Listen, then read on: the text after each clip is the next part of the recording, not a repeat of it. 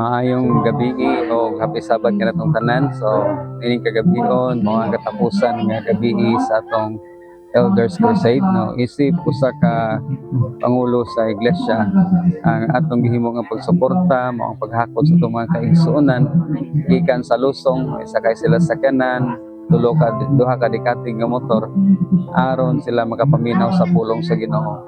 So isip sa mga pangulo, dako atong kalipay nga makita nato ang eagerness sa atong mga kaigsuonan sa pagpaminaw sa pulong sa Ginoo.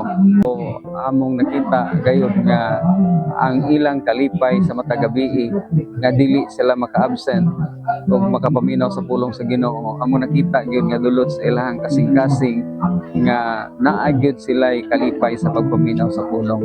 So isip nga mga pangulo sa iglesia mga atong ginahuna unsaon natong pagpatubo sa atong iglesia, pagmantala o pag-share sa mensahe ngadto sa uban, no, pinaagi sa atong pagampo o pagtabang nga ang atong mga kaigsuonan makahibalo usab sa pulong sa Ginoo, makadungog sa pulong sa Ginoo ug sila usab magadawat sa kang Kristo nga ilang mahimong personal nga manluluwas. So akong paabot sa mga kaigsuonan, no, atong padayonon ang pag-ampo sa mga kaigsuonan karon sa pagpadayon sa pagkuha og desisyon nga ugmang adlaw